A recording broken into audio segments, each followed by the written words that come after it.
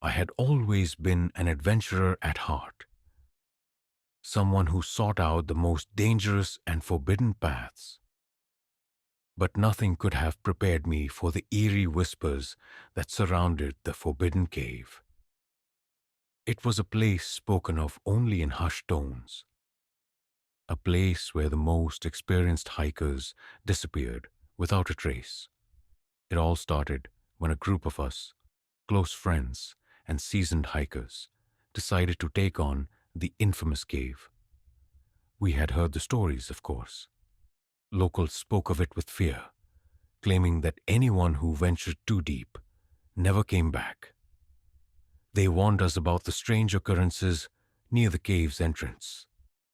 The strange fog, the sudden chill in the air, the voices that seemed to call out from within the rock itself. But none of us took those warnings seriously. After all, we were experienced, and we had explored dangerous terrains before. The cave itself was hidden deep within a dense forest, a place few had dared to enter. As we arrived at the cave's mouth, an overwhelming sense of dread washed over me, but I pushed it aside. The others seemed unaffected, eager to begin our descent. As I stepped closer, I couldn't shake the feeling that something was watching us from the shadows. The entrance was narrow, the air thick with moisture. The rocks were jagged, and a faint, musty smell lingered in the air. The deeper we went, the quieter it became, until the only sounds were our breathing and the occasional drip of water echoing off the stone walls. I could barely see beyond the beam of my flashlight, but the walls seemed to pulse, almost alive. It wasn't long before I noticed something strange. There were markings on the cave walls, etched with something that looked like old faded blood. At first I thought it was just a natural formation, but the more I stared, the more uneasy I became. They were too deliberate, too purposeful, and the closer we got to the heart of the cave, the more intense the feeling of being watched grew. Suddenly, I heard it, a low, guttural sound that echoed through the darkness. I froze, my heart pounding in my chest. I turned to the group, but they were already several feet ahead, completely unaware of what I'd just heard. I shook it off, telling myself it was just the wind or some other natural sound. But deep down, I knew it wasn't. I wanted to turn back, but the others urged me forward. There was something drawing us deeper into the cave, something we couldn't explain. It was as if the cave itself was alive, calling us to go further, to uncover whatever secrets lay hidden in the darkness. As we ventured deeper into the cave, the temperature dropped drastically, and the walls seemed to close in on us. My flashlight flickered, casting long, eerie shadows across the rocks. The deeper we went, the more I felt the weight of something ancient and malevolent lurking just beyond the light. It was then that we heard a scream, a gut-wrenching, blood-curdling scream that echoed through the cave, sending chills down my spine. We all froze, our eyes wide with terror. One of our group had vanished. We called out, but there was no answer, only silence. That was when I realized the forbidden cave had claimed its first victim. We stood in the eerie silence of the cave, the air thick and suffocating. My heart raced, each beat louder than the last as I strained my ears to catch any sound of our missing friend.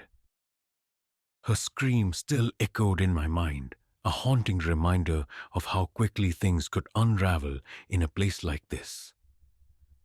The darkness of the cave seemed to close in around us, swallowing up the faint beams of our flashlights, turning the space into a vast, uncharted void. "Where did she go?" I whispered, the words tasting foreign in the stale air. The group huddled together, our flashlights trembling in our hands as we scanned the area, hoping for a sign, any sign, that she was still close by. The walls, once jagged and intimidating, now seemed like nothing more than blurred outlines in the dark, as if they too were part of some grand illusion. The chill in the air grew unbearable, creeping under my clothes, making my skin feel like ice. My breath came out in visible clouds, despite the warmth of the day outside.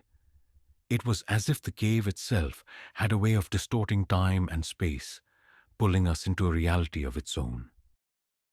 Maybe it was an animal, suggested Mike, his voice strained but trying to sound calm. We'll find her. She probably just wandered off. I nodded, trying to convince myself that was true. After all, it wasn't the first time someone had gotten separated during a hike. But something inside me, something primal, told me this wasn't a normal situation. The cave felt alive, its walls pulsing with a hidden energy, like it was waiting for us to fall into its grasp.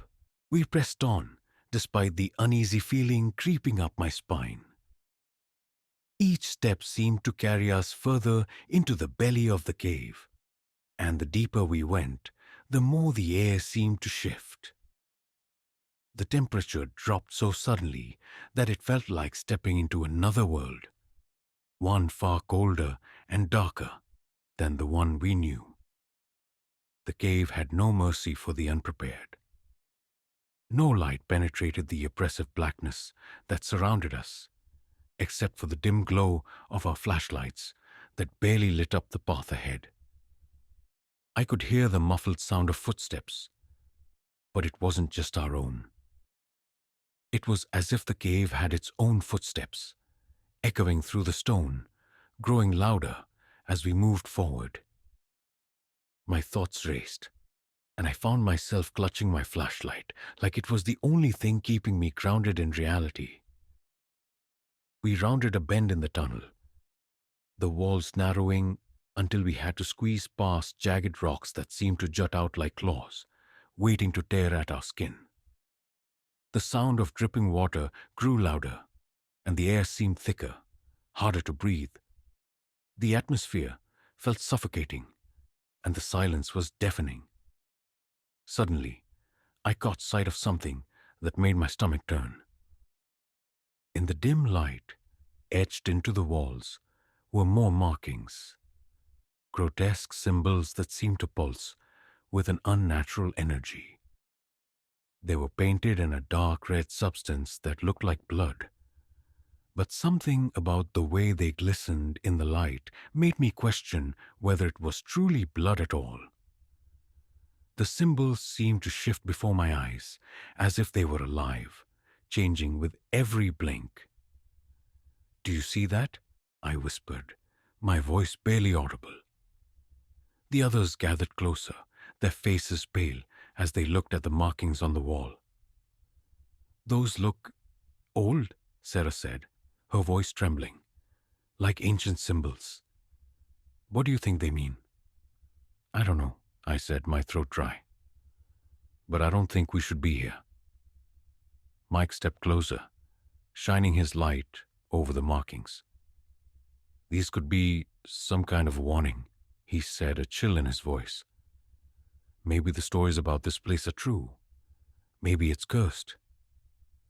A part of me wanted to agree, to turn around and flee before it was too late.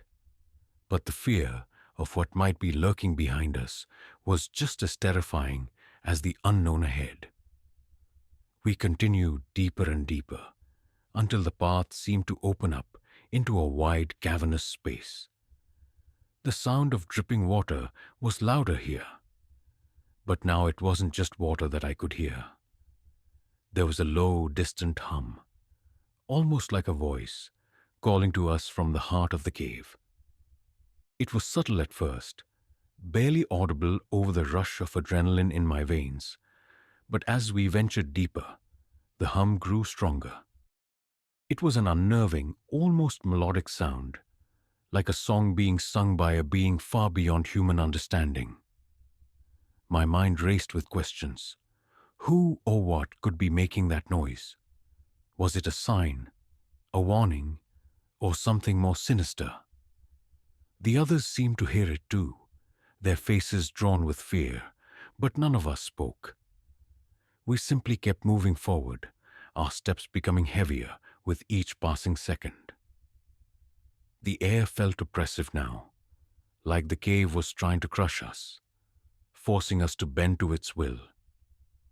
The shadows in the corners seemed to grow larger, reaching toward us with long, creeping fingers, as if they were alive. We stumbled upon an alcove, a narrow opening in the stone that led into another chamber. There was a strange glow emanating from within, casting an unnatural light over the rocks. We cautiously entered, our eyes straining to adjust to the eerie illumination. It was then that I saw her, our missing friend. But something wasn't right. She was standing at the far end of the cavern, her back turned to us. She was perfectly still, almost as if she were waiting for us to approach. "Lily!" I called out, my voice cracking with a mix of relief and fear. She didn't respond. "Lily!" I called again, louder this time, stepping forward. My legs felt like lead as I moved closer to her. The humming sound grew louder, reverberating through the very walls of the cave, shaking my bones. The closer I got to her, the colder the air became, until it felt like I was walking through ice. When I was only a few feet away, I reached out to touch her shoulder. That's when I saw it. Her eyes. They were wide open, but they were empty, hollow, staring into nothingness. There was no recognition in her gaze, no warmth. Just an emptiness so deep, it sent a shiver down my spine. I recoiled, stepping back in horror, my heart hammering in my chest. "Lily, are you okay?"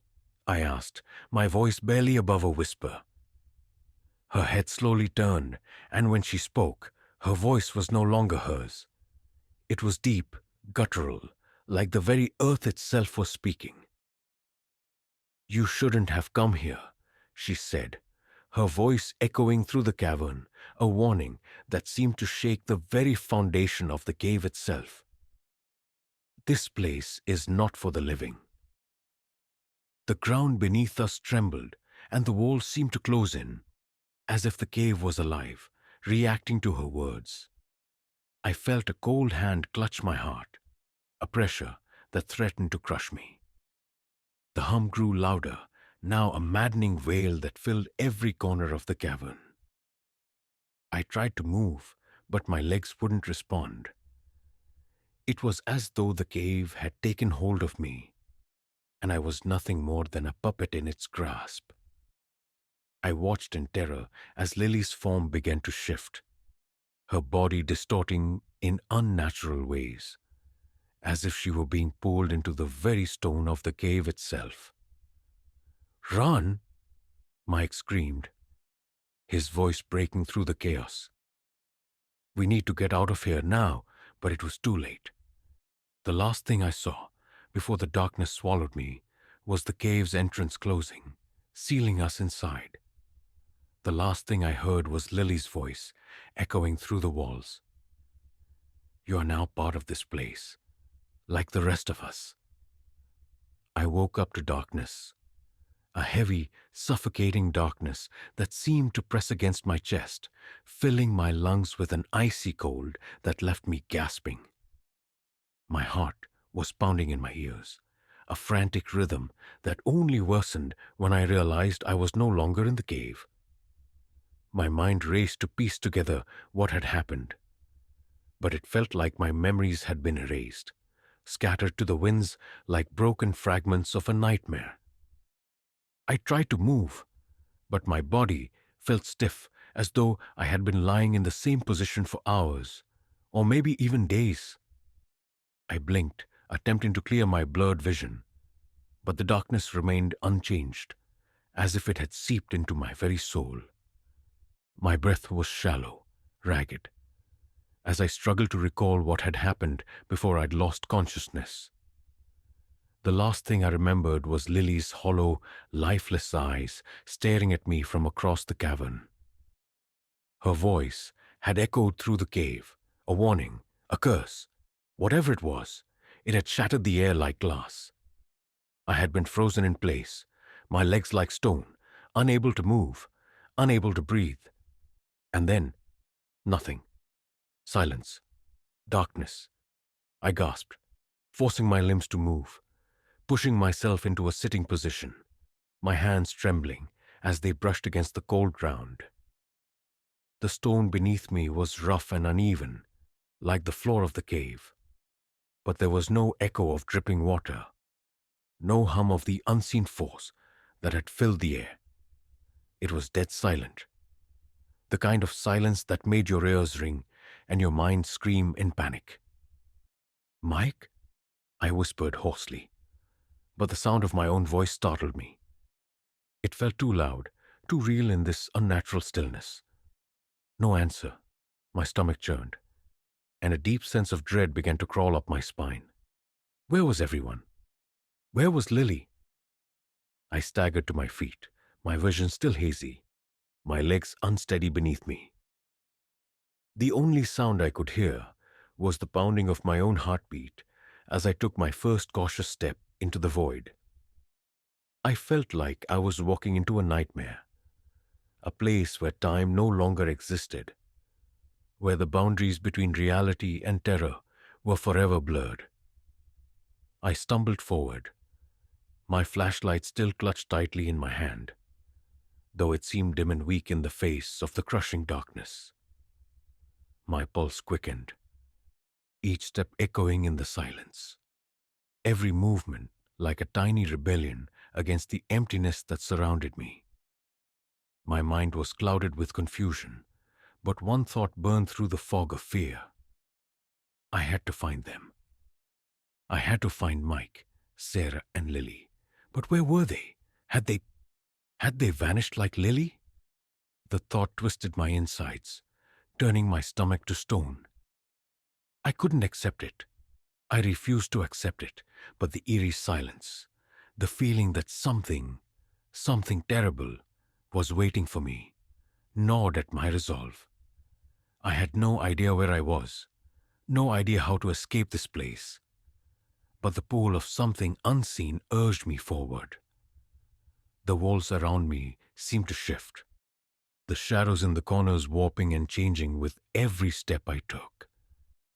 It was as though the cave itself was alive, watching me, toying with me. I tried to push the fear out of my mind, to focus on finding a way out. But it was impossible. I couldn't shake the feeling that I was being hunted, that something was lurking just beyond my reach, waiting for the right moment to strike. "Mike? Sarah?" I called again, my voice shaking with desperation. But no answer came. I pressed on, my flashlight flickering in the darkness, casting strange, elongated shadows that twisted and writhed as though they had a mind of their own. The walls around me seemed to close in, narrowing with each step I took. My breathing quickened, and my hands were slick with sweat as I wiped them against my pants, trying to steady myself. It was then that I heard it, the faintest sound, barely audible, but enough to stop me in my tracks. A low, distant whisper, like a breath just behind my ear. I froze, my blood running cold. I wasn't alone. I could feel it. Something was in the dark with me. I turned around, my flashlight trembling in my hand as I swept it through the darkness. The beam caught nothing but jagged rock and more shadows that seemed to flicker and shift. I swallowed hard, trying to calm the wild panic that clawed at my throat. But it was useless. I could feel it. The oppressive presence. Something ancient. Something hungry. It was watching me. Stop it, I whispered to myself, my voice barely a breath. You're just imagining things. It's all in your head. But deep down, I knew it wasn't. The air had changed. It was thick with an almost tangible dread, and the silence was deafening in its intensity. The faint whispering returned, now louder, closer.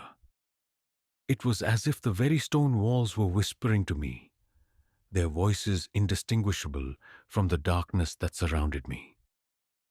My breath quickened again, and I stumbled forward, my flashlight scanning the walls in a desperate search for any sign of an exit, any sign of life. I thought I saw something. A figure, a shadow moving in the corner of my vision. I whirled around, but nothing was there. The only thing that greeted me was the relentless, suffocating silence.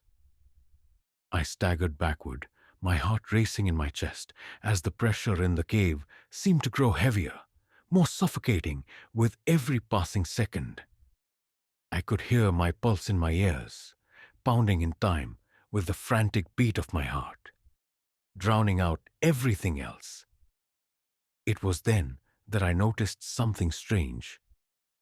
A faint glow, like a dim light, flickering in the distance. It was weak, almost imperceptible, but it was there. I could see it. A small, eerie light beckoning me toward it. Without thinking, I moved toward it, the pull of that light stronger than any fear. My legs moved of their own accord, carrying me through the shifting shadows, my breath quick and shallow as I drew closer to the glow. The cave seemed to open up before me, the walls receding as though they were moving away, creating a large, empty space. The light grew brighter as I drew closer. And then I saw it, a figure standing in the center of the cavern. My breath caught in my throat. It was Lily. But something was wrong. She was standing motionless, her face turned away from me, her back to the light. "Lily," I called, my voice cracking, relief flooding through me at the sight of her. "Lily, you're okay. We've been looking for you." She didn't respond. She just stood there, motionless. "Lily," I called again, louder this time, taking a step toward her. "What's going on? Where is everyone?" The figure didn't turn. She remained still, her body unnaturally rigid, as if frozen in place. I was only a few feet away now, but something told me I should stop. The air had changed again, thick and suffocating, pressing down on me like a weight. The space around me seemed to warp, twisting in ways that made my mind reel. I took another step, but my foot caught on something. An outstretched root, a vine that hadn't been there before. My flashlight flickered, and in that split second, I saw it. Her face. Her eyes were wide open, but they were empty, hollow. Her mouth hung slightly ajar, as if frozen in mid-scream, but no sound came out. The skin on her face was pale, almost ashen, and there was something wrong about the way her body stood. It didn't look like Lily anymore. It looked like a shell. Empty, lifeless.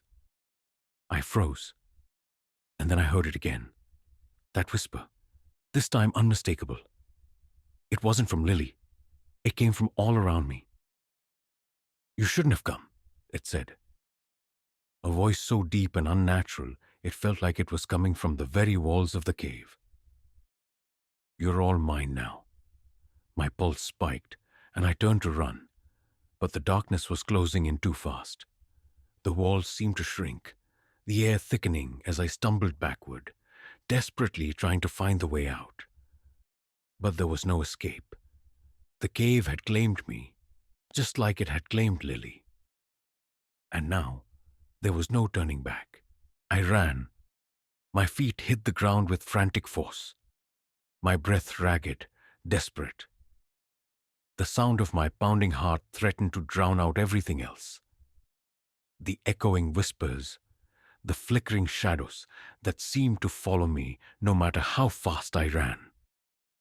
My mind was unraveling, but I couldn't stop. I couldn't afford to. My thoughts raced back to the moment I saw Lily, or what I thought was her. The hollow eyes, the eerie stillness, the whispering voice that surrounded me like a suffocating fog. I should have known something was wrong. I should have turned away. But it was too late now. There was no turning back. And the worst part, I wasn't sure if Lily was ever even there. The cavern seemed endless. No matter which way I ran, the path twisted and looped back on itself. The walls seemed to close in, the ceiling lowering, as if the very rock was trying to crush me. The darkness was alive, suffocating, its grip tightening with every passing second. My breath came in shallow gasps, my legs trembling beneath me, but I couldn't stop. Not yet. Mike, Sarah, I called out again, but my voice barely cut through the silence. The cave felt so alive, its stillness more terrifying than any noise. Where had they gone? Why was I alone? The thought of being in here, isolated, completely cut off from the outside world, was enough to make my pulse race faster. The chill in the air seeped into my bones, making it harder to think, harder to breathe. The whispers came again. This time, closer. It was like the walls themselves were speaking, murmuring in languages I couldn't understand, their voices layered and distorted. There was something ancient in those voices, something that gnawed at my sanity. I reached out for the walls to steady myself, but my fingers brushed against something cold, too cold. I froze, my body tensing, every hair on my neck standing up. Slowly, I turned my head, peering into the darkness ahead. And then I saw it. A flicker of light, a faint glow far down the tunnel. It beckoned me like a flame in the distance, a promise of escape, of salvation. Without thinking, I took off toward it, my legs moving faster than I ever thought possible, ignoring the burning sensation in my lungs and the dizzying swirl of panic in my mind. The light grew brighter with each step, until I was almost running in a daze, my body moving as if guided by some invisible force. The whispers were growing louder, more urgent, echoing off the walls like a chorus of voices. I wanted to scream, but my throat was too tight, too raw. The air felt thick, heavy, with the weight of something ancient, something that had been waiting in the dark for far too long. And then I reached the light, but it wasn't what I expected. The glow wasn't warm. It was cold, like the light of a distant star, distant and indifferent. It bathed everything in a sickly pale hue, casting long, jagged shadows that twisted unnaturally against the stone walls. In the center of the glow stood an altar. The sight of it made my blood run cold, a primal fear spreading through me like wildfire. The altar was carved from the same stone as the walls, but it had a strange, almost unnatural quality to it. The carvings on it were like nothing I had ever seen before. Ancient symbols, twisted and distorted, as though they were alive, constantly shifting and changing. Some of the markings seemed to pulse with the faintest light, their movements too quick to follow. I took a hesitant step forward, my feet barely making a sound against the cold stone floor. The air was thick with a heavy, oppressive energy that made my chest tight, like I was being suffocated by the very atmosphere. I felt something, no, someone, watching me from the shadows, and the cold rush of dread surged through me. There was something wrong with this place. I could feel it in my bones, this altar, these symbols. It wasn't just a cave. This place was a tomb, a forgotten sanctuary where something ancient and malevolent had been sealed away. And now I had disturbed it. The whispers grew louder, filling my mind, drowning out all other thoughts. My hands shook as I reached out for the altar, my fingers brushing against the cold surface. The moment I made contact, the ground beneath me trembled, and I stumbled backward, nearly falling. A voice echoed through the cave. "You should not have touched it." The words came not from the shadows, but from within my own mind. The voice was ancient, deep, and distorted, reverberating through the very rock of the cave. It was as if the cave itself was speaking to me, warning me of the mistake I had just made. Panic surged through me like a tidal wave. I turned to flee, but the path I had come from, the tunnel, was gone. The walls were sealed, the path blocked by an invisible force. I was trapped. I spun around, looking for another way out. But there was nothing. Only the altar, the strange symbols, and the shadows that danced on the walls, as though mocking me. My breath came in ragged gasps as I tried to calm myself. I had to think. I had to find a way out. But then I noticed something in the corner of the altar. Something I hadn't seen before. A figure. It was hunched over, its back to me, but I could see its outline, its form. My heart nearly stopped in my chest. It was human, but not. Its limbs were twisted, contorted in unnatural ways, like a puppet whose strings had been pulled too tight. Its head was bent at an impossible angle, and its face was pale and gaunt, with hollow, empty eyes. Lily. Number it couldn't be.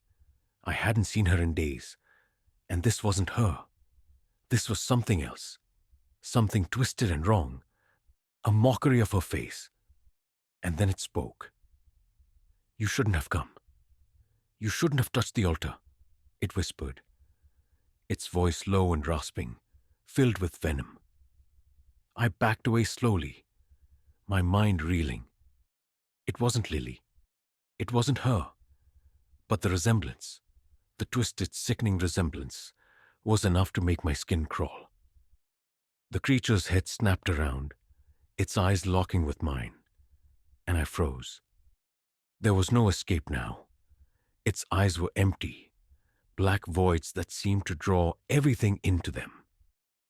It took a step toward me, its limbs creaking like old wood, its body swaying unnaturally with each movement. I opened my mouth to scream, but no sound came out.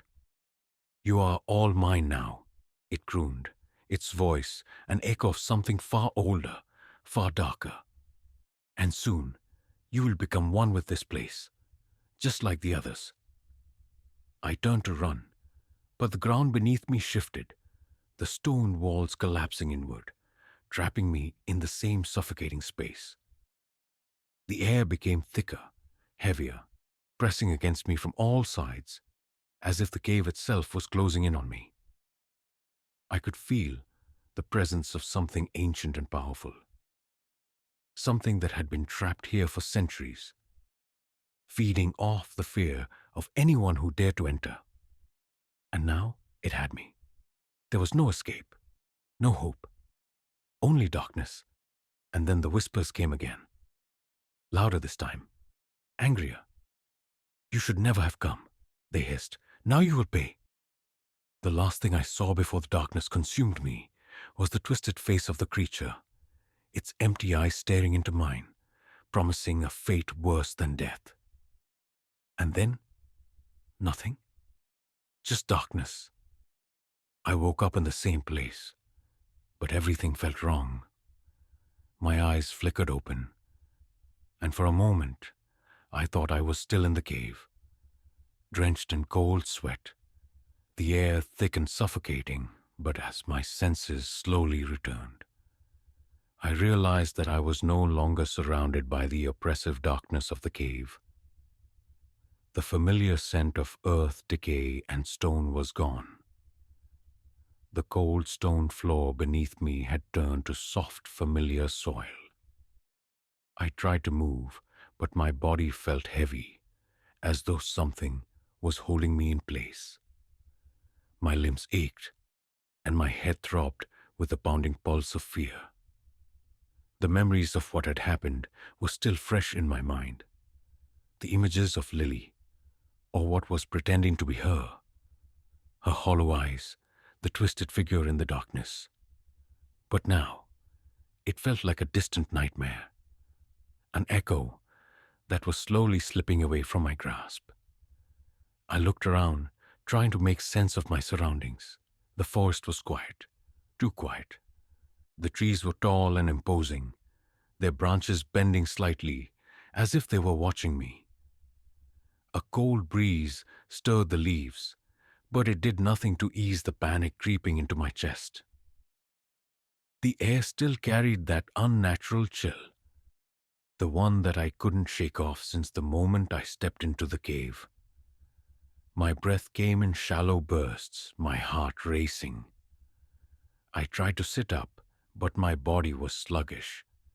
My arms and legs refused to obey, as though they were not my own. Panic surged again. Had I been drugged? Or was this all a trick? The thought of being trapped in a nightmare I couldn't wake from gnawed at me. But the answer, as much as I hated to admit it, was more chilling than I could comprehend. I wasn't sure how long I'd been unconscious. Hours? Days? All I knew was that I had no memory of how I had gotten out of the cave. The last thing I remembered was running, the whispers, the shadows closing in, the cold hand of dread tightening around my chest. And yet here I was, lying in the middle of a forest, as if nothing had happened, but the unsettling silence in the air kept me from feeling relieved.